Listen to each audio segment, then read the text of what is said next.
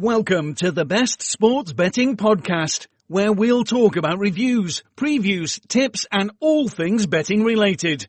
Brought to you by bestsportsbetting.co.za. Now, on to our hosts. Hi guys, welcome back to the Best Sports Betting Podcast, powered by PlayerBets, episode 34. We're recording this on a Monday, and Djokovic has just lost 3-0 to Chung. I think that's the talking point of the day. Simon, what are your thoughts straight off the bat? Wow, yeah. Well, obviously, Djokovic was one of my outright picks. When I saw him playing in the earlier rounds, he wasn't handling the heat very well, as a lot of players. And obviously, it gets to above 40 degrees in Melbourne. And I must say, he didn't look too impressive over his win over Monfils. And he had an elbow injury which flared up. And not to take any credit away from Chung, I think he is an absolutely brilliant young talent, and he's certainly one to look for. I mean, it's quite awesome when he addressed the crowd after winning the match. He said Djokovic is his idol, and he actually literally tries to emulate a lot of his shots, especially from the back of the court. So it's quite awesome seeing such a young guy beating his role model. But yeah, he's one to look forward to. And we also lost Nick Kyrgios, but we do have, we'll talk about in a second, the ladies' outrights are also going strong, which I selected. So that's a positive. Yeah, big shock. And I was watching the game, and I had a little stab at Djokovic when he was one set down. I think one set in like 2 or 3 games, and I got 9-2, which I thought was pretty decent value.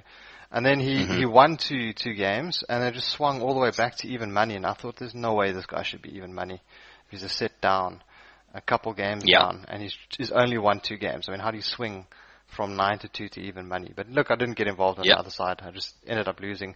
But you're right, he's a very talented youngster. Those glasses are quite interesting. And I don't know too much about him. He's a doubles player as far as I know. Well, primarily a doubles player who's now dipping his toes into the singles. So good for him. It's probably the end of the road for him. Well, no, definitely not. You don't think so? He's got Teddy Sangren next, he's also a young up-and-comer, but he's definitely not in the same league as Chung. So, I mean, he's a strong favorite. I think he's 1.15 to beat so him the price in the next round. Out, eh? Yes, so he will more than likely progress to the semifinals. Okay. So yes, he'll probably go further. I mean, he made his best. He's made the third round in a Grand Slam before, but funny enough, the last time he played Djokovic was in the first round, and he lost in straight sets, which was a year ago. So yeah, he's obviously he's jumped up the rankings big time in the last 6 months to a year. But it'll be interesting to see who he'll play after Sangren. But he'll more than likely beat Sangren and then face in the semis. Okay. Yeah, I was thinking he was probably going to have to face Berdych or Federer. I didn't quite check the draw, so he got the easier side of the draw. He's quite then. Fortunate. Absolutely. Okay, so that should be quite an interesting one. And there's still Dimitrov to play and Nadal, and Cilic. So you never really know who's going to be going through, but. Yeah, I think it's quite interesting Australian Open so far. I mean, I'm going to be honest, and I don't know what Djokovic's ranking is going to be after this. I mean, he's currently 14, which is not great, and he has been in a decline for a while. I don't want to say this is not good it's definitely not good for Djokovic. But I mean, where does he go to from here? He's had injury troubles, and he just even when he hasn't been injured, he just hasn't looked in form. Well, it looks like this elbow injury. He said in an interview after that match, I just read this morning, that he doesn't know when he's going to play tennis again. It's quite a serious injury, which has flared up again. And look, I mean, he's not exactly an old man, but he's getting there. I don't think we're going to see him anywhere near where he was. Look, we said that about Nadal. Well, I've certainly said that about Nadal before, and he's proved me wrong. But I think I'm right on this one. I don't think we're going to see Djokovic right up there again. And to be honest, I wouldn't be surprised if he actually stops competing altogether in a couple of years. Yeah, I mean, he relies a lot on power and that sort of thing, whereas Nadal's more finesse kind of that's player, right. Yeah, and I think it's a lot easier to maintain, as crazy as it sounds, maintain your fitness and be quick to the ball and that sort of thing as someone who's 30 plus than it is to maintain your power, strong serve, backhand, that sort of thing. So it's going to be interesting to see where Nadal goes, but Djokovic rather. But let's jump into football. A pretty good weekend for our picks. Chelsea coming in quite comfortably for you. Man City also, winning convincingly over Newcastle. So, any big surprise upsets there? None that really caught my eye. Yeah, I like. So obviously Chelsea was a good win there. I was glad to back them on the bounce back there, which came in nicely. But unfortunately, I gave my money straight back on the West Ham Bournemouth overs, which didn't go over. It ended up a 1-1 draw. Yeah. So unfortunately I get to give that back. And then it wasn't really any highlight matchups this weekend. I was quite surprised that Arsenal had such a romp over Palace, especially considering the club's internal affairs at the moment. And Palace have been very solid under Roy Hodgson.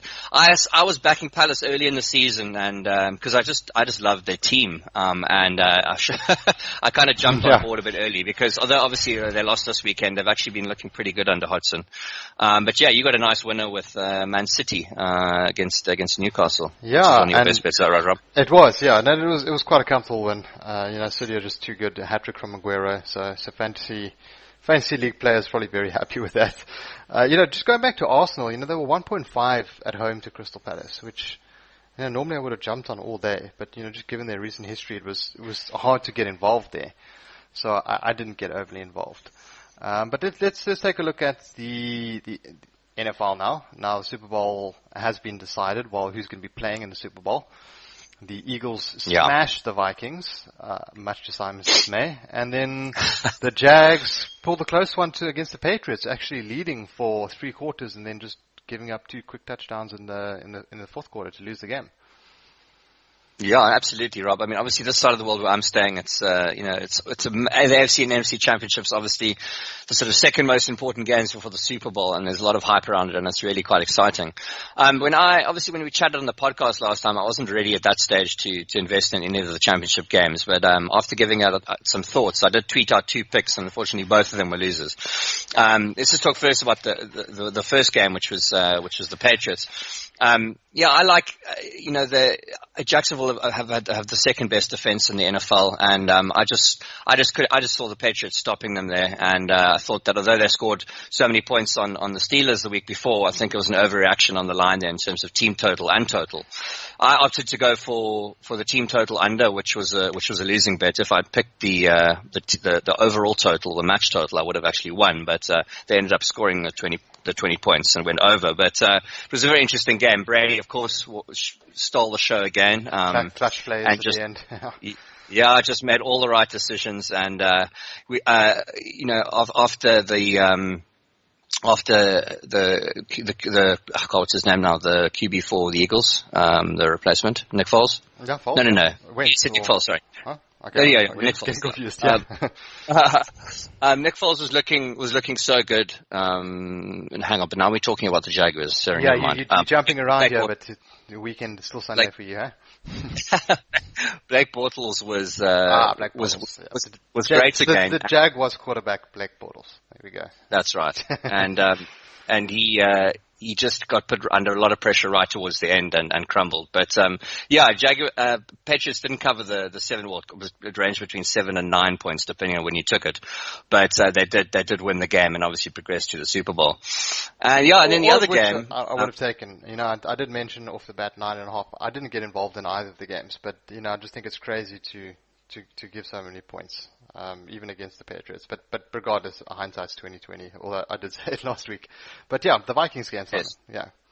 Yeah, sure. Well, just quickly going back to that for a second, it was quite interesting to watch the line movements after there was the announcement of Brady's injury, which obviously turned out not to be very severe. He always has an injury before these big games. I honestly. Yeah. And in the press conference, they kind of, kept on asking him, so what do you think? You're going to play this? And he just said, we'll see. Which obviously plants a sort of, seed of doubt into everything, and just kind of, it's a bit of mind games, kind of Mourinho-style mind games, which playing with the opposition, which, obviously his finger, he said that on Wednesday he actually wasn't quite sure. It wasn't as severe as he thought, but it was just a cut, and his finger didn't bend back too far, so it didn't affect his throwing too badly. But quite interesting to see how the market reacted that, because the line moved to about -8, and then as soon as that was announced, we were getting 6.5s in places. So quite interesting. Yeah, I think Brady was on the 6.5, which is why he decided to declare himself. Well, I'm not sure. I don't like the spread. give me something a bit lower. Ooh, my finger's sore. For sure. Yeah, for sure. Then the second game, sure, I was completely on the wrong side here. I was very confident that the Vikings would just get the business done here. Obviously, they have the best defense in the NFL, the best defense, in fact, we've seen in 40 years in the NFL, and they obviously want to be the first team to play the Super Bowl at their home stadium. And the Eagles being without their star quarterback, Carson Wentz, I feel they're an inferior team to the Vikings, and I do still think they're an inferior team to the Vikings. And I thought that would get the job done. But the way Nick Foles played this weekend, I'm sure Carson Wentz might even feel that his job is not a foregone conclusion. Nick Foles is a solid quarterback, and he'd been with the Eagles for a while, so he's very used to it. They almost started that high-paced offense with Foles. It's not like it's a new system to him. It was, he was there since the inception of it. So, look, Wentz is a better quarterback, but I still think Foles is very competent. Isn't it? It's great. It's great for that franchise to know that they have such a good second backup. Yeah. I mean, same with Case Keenum. I mean, obviously Bradford's really good, and I mean Keenum, I think you could argue actually right now, will keep the job, whereas we can't be so sure obviously with Foles or Wentz. I think everyone would agree he's probably the better quarterback. Yeah, and just going back to surprises, the Jags game. If you'd told me, let's say 3 months ago, that the Jags would be playing in a conference playoff, I would have the AFC playoff, I would have been like, no, not going to happen. Yeah. I would even had them as a wild card spot. So, look, I haven't watched as much NFL as I'd like this season, but it was just a massive surprise, and I'm very glad to see that franchise has now finally got something going. Now the next one we need to look at is the Browns, because they're basically the Jags. Well, it's funny you mention the Browns, because I mean, week after week after week, so many of these so-called sharp bettors were on them. And you can laugh at them and say, why don't you learn from your mistakes? But funny enough, the stats were really backing up the fact that the Browns were not getting enough respect by the market, and the people kept betting them and losing.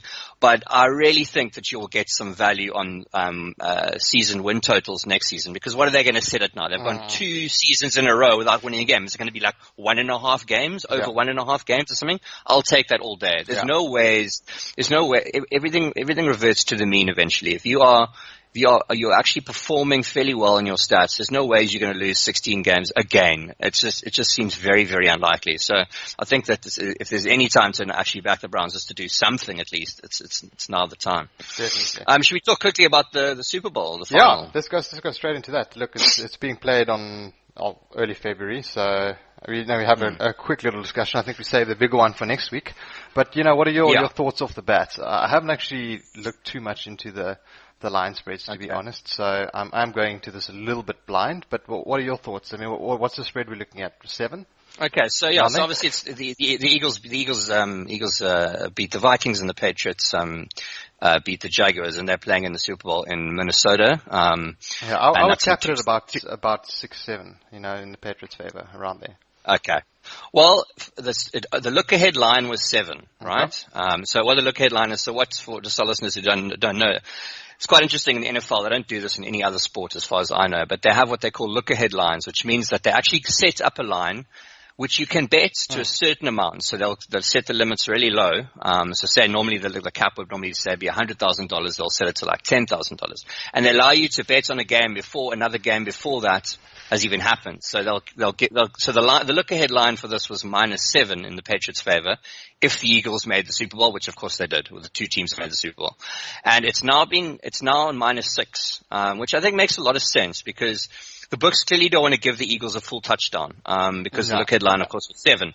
So obviously, if it's +7, you're going to have a lot of people backing the +7, and obviously then if the Eagles lose by a touchdown, then you're going to get your stake refunded. So they put it at -6, which I think is a good place for the books to be, because it means that they can take some money and move it to 7, or they can obviously, if they get more money on the Eagles, they're not exactly going to be giving a hook. So I think that's a good place for them to be, and I think that's dead right. I don't have an opinion right now. I think I'll probably have a small bet at some stage, but -6 looks dead on to me. I think the 7 points is probably slightly too much, but this is the Patriots, man. We can't forget that. I don't think I think that making the spread any less than 6 would not actually be respecting the Patriots here, regardless of how well the Eagles played. Yeah, and just an interesting stat. I think the Patriots were the last team to actually win back-to-back Super Bowls. That was, 15, 16 years ago. So it's not a very common occurrence, even with and the Patriots have dominated the modern game. I mean, they've been in how many AFC playoffs, how many Super Bowls in the last 10 years. I wouldn't be surprised if they've been in the one team that's featured as a majority in all of those. Yeah. I mean, I was yesterday when I was watching these two games, the AFC and NFC championships, they pulled up a stat on the screen. It was like, with all the quarterbacks, the 4 quarterbacks were in those games. Brady had reached, was it 36 championship games, and then it was like madness. 2 for Foles, 1 for Wentz, not even 1 for Wentz, 0 for Wentz, and 1 for, I don't know. So it was ridiculous. So, I mean, look, for those listeners who never watched NFL before, Super Bowl might be a good introduction. I mean, I know it used to be on SuperSport, but if you can find plenty of streams online otherwise. But it's good fun to watch. Yeah, well, the Patriots. I'm just looking now briefly. The Patriots have been in 7 of the last 20 Super Bowls, which is very impressive. I'm not sure exactly what the winning stats are. I'm not going to go through that now. I think I'll do that next week. But of those, I'm sure that they've won the majority. I think they've won maybe, 5 out of those 6 Super Bowls. So look, they definitely are a big team going into these kind of matches. But one issue is that they do tend to underperform in the Super Bowl. In a Super Bowl, and I've noticed that a lot. Like, they'll go in as heavy favorites, but they won't cover. And the only reason they'll win is because they'll pull these Brady kind of miracle comebacks towards the end. So look, the 5.5 is very tempting. But I'm going to have to do a lot of research before I even. Well, 6. You'll get 6. To be honest with you, I think if you wait, if you want to bet the Eagles in this game, I would wait, because I can't see the money really coming for them. Patriots are going to be favored, especially because they're under a touchdown. If you wait, you're going to get +7. If you get +7, that's obviously much better than getting +6. So if you want to bet the Patriots, I would definitely wait on this. If you want to bet the Eagles, I'd definitely wait on this. But yeah, look, I mean, obviously, you're talking about comebacks. I mean, the last Super Bowl, they came back from 35-6 at halftime. Yeah, that was the Falcons Super Bowl. It had been wrapped up, Yeah. So you just you can never put a game to sleep with this. It's never over till it's over, really. Yeah, definitely. Yeah. All right. So, Simon, what do you fancy this week for the Premier League? Is there anything that you like, or? Well, Rob, there's no Premier League, unfortunately. Oh, sorry, there's FA Cup, eh? I'm not interested in betting the FA Cup. I must be honest. It's just really, it just doesn't mean anything to these players anymore. And I don't like investing in games where motivation is questionable. So it's just going to be tennis for me this week. But I'll just talk quickly, about the Australian Open again. Obviously, we saw that big upset. Well, not a massive upset, I must be honest, because Djokovic was injured, and Chung is a huge upcomer. But yes, two tie breaks. You would have thought you would have won one of those. The set score was certainly. I'll tell you what. I was actually on the over game, so I actually won a bet in that one, because I thought I saw a sort of 3-1. A 3-1. It was lower than that. It was 38.5. Okay. So I didn't write Chung off in this match at all, and obviously the over did come in, but I obviously didn't see a 3-0 thrashing by any means.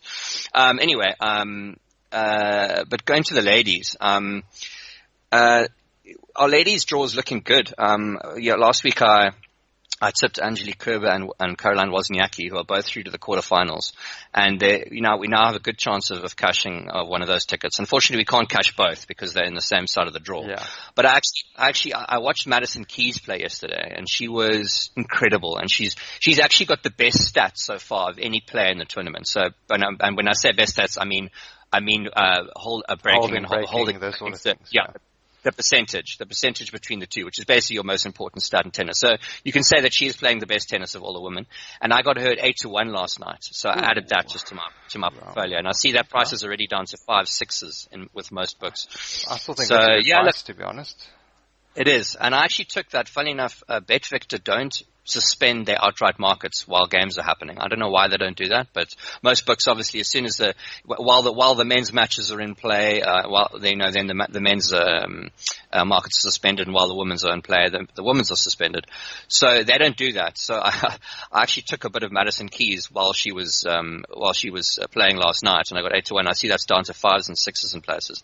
So I think she should be up there, considered a favorite with Kerber and Svitolina and Wozniacki, right? So at the top of the market. So yeah, I think she's a good look. So you're getting quite a lot of value there, and stats in tennis is very important, and it's one of the sports that is almost I don't want to say you can pick a winner from the stats, but if you look at a tournament and how a player is serving, how they're breaking, and those kind of things, you can form a very good idea of the way the match should go. And that's it. Yeah, and then also in play. I mean, tennis is also great to make money on in play. I mean, if you'd sat and bet on the Djokovic match today, you would have got Djokovic at a ridiculous price, and you would have got the other lad at Chung at a crazy price. Yeah. So you could have literally just traded off at, not quite 5-1 on both sides, but let's say 2-1 both sides. You're sitting there, even money profit. Don't really care who wins, but you have to be sharp and you have to be quick. So yeah, that's again the beauty. I talked about this last week about a two-way market, and that's what's great about it is that all you have to do is you have to take a player at bigger than even money, or not necessarily bigger than even money odds, but it's much easier to trade at that. And then you hope that they have either lose serve, or even if they lose 3 points and on break point, that market will shift massively, and then you back the other player. Look, it's trading. It's not necessarily something which people enjoy. But some people just want to bet on a sport, bet on a game, forget about it. Unless you're betting big amounts of money, it's not always worth trading. And it's obviously a risk, but it's something you can do. And obviously with outrights, you can do that quite nicely in tennis as well. You take an outright at a certain price and then trade them off later in the tournament as long as they're still in. So I really enjoy it. I think it's fantastic to bet, and there are just so many opportunities in play, and the bookmakers have to cover themselves so quickly when players are not looking where they should be, and often it just swings. 9 times out of 10, when you have a very strong player up against a weak player, they play 3 or 4 bad points and they come straight back, and you're getting 3 times more value immediately. And sure, you might lose that bet. The chances are that the top player is going to come back, and the bookmaker has to cover themselves, unfortunately. So you're going to get more value there, and betting in players is very profitable. Yeah, definitely. It's something that I really like to get involved in if I have the time, which is not too often, unfortunately. So no best bets from you this week, Simon. Is there? Other than the tennis, No, you see, I don't have a bet today because they know. Yeah, I'm really getting tongue twisted today. You hung over. We'll knock it down to that. Because there are no tennis matches today, which I like. And then obviously the weekends, quarterfinals, semis, and finals are undecided yet. So I'm not just going to give out something for the sake of it. But I looked at today's quarterfinal matches, and there's nothing. I don't see any value there. So, looking forward, I'll tweet something out for the quarter, semis, or finals. But right now, I don't have anything. And of course, there's no football. One thing I did like the look of, which I wouldn't say a speculative bet, but South Africa have now won the cricket. They've won the series against India, and they're one of those teams I find which they're quite notorious quitters once they've won a series. It's done and dusted. And you can be sure India will want to avoid a 3-0 whitewash at all costs. Yeah. And you can get India on the draw no bet at 3-1. And them to win draw to bet at 3-1 and to win at 5-1, which I think is definitely some value.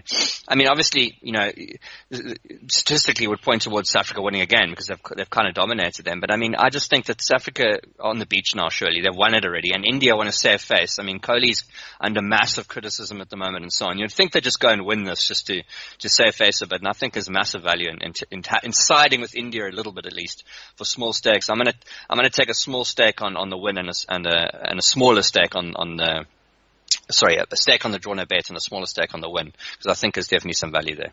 Well, I have been backing India, quite consistently in this series, and I've just had absolutely no luck, and I've been taking draw no bets at cracking prices. So hopefully the luck swings around a bit today. Well, this is a completely a situational. a situational play. I mean, it's simply because of the fact that, what is South Africa's motivation here? Okay, they want to wipe. Put yourself in their shoes. What would you rather do, right? You want to whitewash India, right? Of course, but look at India's motivation here. They don't want to lose 3-0. South Africa's still going to win if they lose this. India are going to be whitewashed if they don't. So to me, there's much more motivation for India to pull out a win here. And you're never going to see, South Africa, I'm not sure of what the series odds were to start, but they're obviously nothing near what they are now for India to win a game. So I just think that, this is a bit of a joke, actually. I mean, South Africa obviously have to be favorites because they've won 2 games. But I have to have some India at 5-1. That's just crazy. Definitely, and I think I'll be joining you there.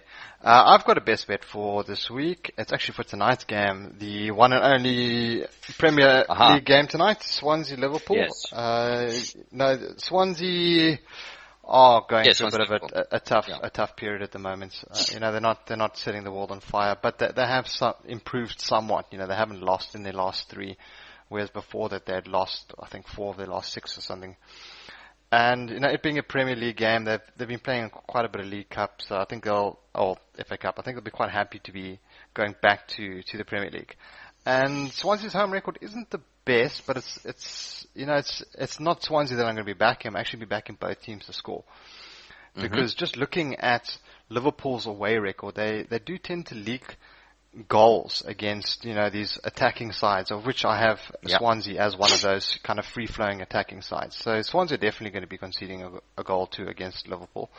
But I think they've got the chance to actually, grab one back. So both teams to score, it's incredibly priced actually, which is why I'm attracted to it. You're getting 11-10 on it at some places, which is absolutely massive. Wow. I mean, I can make an argument for both teams not to score, but at 13-20, I'd much rather go with the 11-10 even money. Yes. Which is I think is very solid. I mean, it's not like Liverpool haven't been conceding. They've conceded in their last five games against the likes. They have played against City and whatnot, but the last game that they didn't concede in before that run was actually against Swansea, and look, they're on 5-0 winners. But since then, they've conceded in their last 5 games. So, against sides like Everton, Burnley, Leicester. So I think Swansea have a good chance of actually grabbing a goal here. It being Monday Night Football, they've got the home advantage. So both teams to score is going to be my best bet of the week. Wow, Rob, that is absolute cracking value, I must say. That, Liverpool, their defense is slightly improved, as on where it was last, earlier in the season, but, 11-10 on basically Swansea to score a goal, because you can be 100%, you can almost be 100% sure that Liverpool will score. I mean, they're scoring more than 2 goals on average a game, so they will score here. So, an 11-10 on Swansea scoring is amazing. Just looking at the match odds, I mean, you can see the books are fine giving Liverpool the respect they deserve. I'm not a Liverpool fan, but I love this team. They're finally giving the books the respect they deserve. I mean, when was the last time you saw Liverpool away at 3-10 to win a match? And I think that's fair odds. I don't think Swansea's not. I think that they're getting the right respect now. I won't be getting involved in this, but I think that's a good bet, and I think at over 3.5 goals as well, because I mean, you're going to obviously also get over even money. Well, you're getting 13-20 on over 2.5, and you'll be getting 15-10 on over 3.5. So maybe even if you half stake those bets, if you think about it like this, I mean, you could just as easily see a 4 or 5-0 Liverpool win as you could see both teams to score in a way. So if you could even stake 50% on the 3.5 and 50% over 3.5 and 50% on the both teams to score, and if the bet wins, you cash. You'll make a profit. Which, that 11-10 is a joke. I think that's a very good find. I like that. Just looking at Sporting Bet, you're getting 9-8, which is a really weird number, but it's even more than 11-10. It's like 11.5 to 10 and something like that if you want to get quite technical. So that's where I'm going. I don't have anything else for the week. I have been popping out a couple tennis bets, but they are very hit and miss at the moment. I think the record's about 50%. It's this Australian Open has been very difficult when it comes to predicting games, and I mean match winners in this last round it's basically just back the underdog, because the underdogs have just been strolling through. So look, obviously you do have games like the Djokovic one last night, but just one thing to remember is that after the third round in Grand Slams especially, you do find the favorites tend to win most of the games. Most of the upsets happen in the beginning. I mean, obviously, look, Chung was an example of an upset of an underdog winning. But if you want to take small accumulators in tennis, and I don't bet a lot of multiples at all. I really don't. I don't think I've ever taken a tennis multiple. I'm not that brave.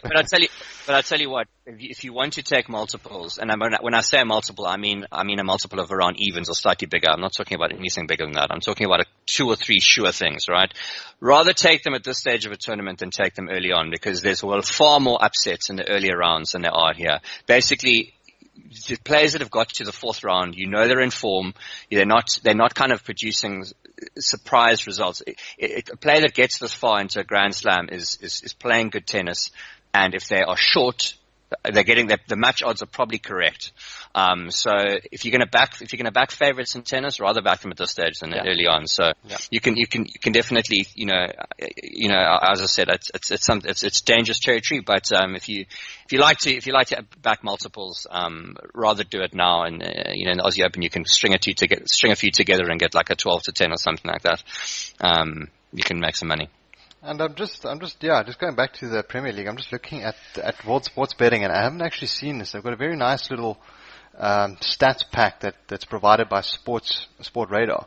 I mean, average goals in meetings between Swansea and Liverpool 3.6, which is pretty bloody high. Last 5 meetings, Swansea average goals 1.4, Liverpool average goals 2.2, also very high. So those are stats that one has to take into account. Liverpool on 100, their form is 87%, so they've won 87% of their last couple of games. Swansea 33%, but that's something we discussed. So I think this is going to be a cracker, and I'm really hoping to see both sides score there. And I'm really surprised to see the odds so high on that particular market. Absolutely. I think 10 maybe. Exactly. That's what I was just about to say. I'd say that should be an absolute 50-50, or bookmakers 50-50, which obviously is around 9-10. So I think you're definitely getting a bit of value on odds against there for basically Swansea to score a goal. All right, Simon, anything you'd like to add before we end off the show? Yeah, nothing. I'm looking forward to the Super Bowl in 2 weeks, but obviously we'll have a bit of an in-depth analysis. I think we'll have almost dedicated to the Super Bowl next week with a little spattering of other sports in between. Yeah, absolutely. But I'm looking forward to the tennis, and obviously no Premier League coming up, and I'm not too interested in the FA Cup. But one of the few. I'll be having some tennis, but as I said, I can't really tell you what that'll be yet. But I'll definitely, as I said, be having a little dip on India and India draw no bet. I just think that there's little motivation for South Africa here, and I think India are in a bit of crisis. So I think that they can definitely pull a result. Yeah. All right. Well, thanks for joining me again, Simon. Guys, thanks for tuning in. And don't forget to head over to bestsportsbetting.co.za. Also check out playerbets.co.za. They're our podcast sponsor, and they've got a great R1,000 deposit match, which you should really take advantage of. Guys, we'll see you next week for episode 35. Have a good one. Cheers. Thank you for listening. And don't forget to visit our site, Facebook and Twitter pages. Let's go make some money.